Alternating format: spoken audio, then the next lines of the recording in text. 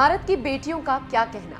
जिन दकियानूसी लोगों से भारत की बेटियां लड़कर आज दुनिया के फलक को चूम रही हैं और आज जो कर रही हैं उसको देखकर अपनी मूंछों पर ताव फेरने वाले लोग दुम दबाकर या तो भाग रही हैं या मजबूर होकर अपनी बेटियों का स्वागत कर रही हैं। इसके साथ साथ धन्य है वो माँ बाप जो अपनी बेटी को बेटों से कम ना समझकर उनके दुख तकलीफ में साथ खड़े रहे हैं और आगे बढ़ने दिया। ये बात इसलिए कही जा रही है कि आज भी समाज में बेटियों के साथ भेदभाव किया जाता है। आप हॉकी की बेटियों को ही ले लें, जिन्हें खेलने से पहले किन किन तकलीफों का सामना करना पड़ा, लेकिन बेटियां उन तानों को सुनकर आगे बढ़ी और उनके माँ बाप चट्टान की तरह खड़े रहे। और जब कोई अपनी बेटियों के लिए हिमालय जैसा विशाल हृदय रखता है तो जो बेटी पैदा होती है वो होती है चानू, सिंधु, रानी रामपाल, वंदना कटारिया, लवलीना और अदिति अशोक। आज एक और बेटी देश को झूमने पर मजबूर करने वाली थी, लेकिन किस्मत धोखा दी गई और जीत हाथों में आते आते फिसल गई। लेकिन कोई बात नहीं, देश की बेटी पर लोग गर्व कर रही हैं और अपनी बेटी को दुआएं दे रही हैं। टोक्यो ओलंपिक से जो खबर आ रही है उसके मुताबिक बेटी अदिति अशोक गोल्फ की घास पर इतिहास की इबारत लिख रही थी, लेकिन किस्मत को कुछ और ही मंजूर था। गोल्फ के मुकाबले में अदिति महिला व्यक्तिगत स्ट्रोक प्ले में चौथे स्थान पर आई।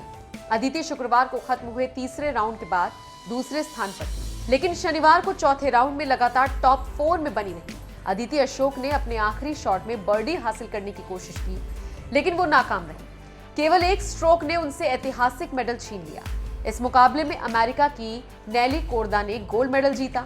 अदिति 13वें होल तक दूसरे स्थान पर चल रही थी, लेकिन आखिरी 5 होल में वो जापान की मोने इनामी और न्यूजीलैंड की लीडिया से पिछड़ गई। चौथे और फाइनल राउंड में अदिति ने 3 अंडर 68 का कार्ड खेला। उसके बाद उनका अंक मुकाबले में 15 अंडर 269 पर आया, जिसके बाद वो चौथे स्थान पर रही। मेजबान जापान की मोने इनामी ने सिल्वर मेडल जीता, जबकि रियो ओलंपिक में रजत पदक जीतने वाली लीडिया ने ब्रॉन्ज मेडल अपने नाम किया। अदिति ने शनिवार सुबह दूसरे नंबर से शुरुआत की थी। गेम आगे बढ़ने के साथ वो पिछड़ती चली गई। अदिति पूरे समय तक पदक की दौड़ में थी, लेकिन 2 बोगी से वो लीडिया से पीछे रह गई, जिन्होंने आखिरी दौर में 9 बर्डी लगाए। रियो ओलंपिक में 41वें स्थान पर रहने वाली अदिति ने टोक्यो ओलंपिक में बेहतरीन प्रदर्शन किया और आप अंदाजा लगा सकते हैं कि रियो के बाद आज अपनी बेटी कहां पर है, कहां 41 और कहां नंबर 4। हार एक सच्चाई है, लेकिन हार कर जीत जाना बहादुरी है। जहां प्रतियोगिता है वहां कोई जीतेगा ही, और यदि कोई जीत रहा है तो किसी को हारना भी पड़ेगा ही, ये निश्चित है।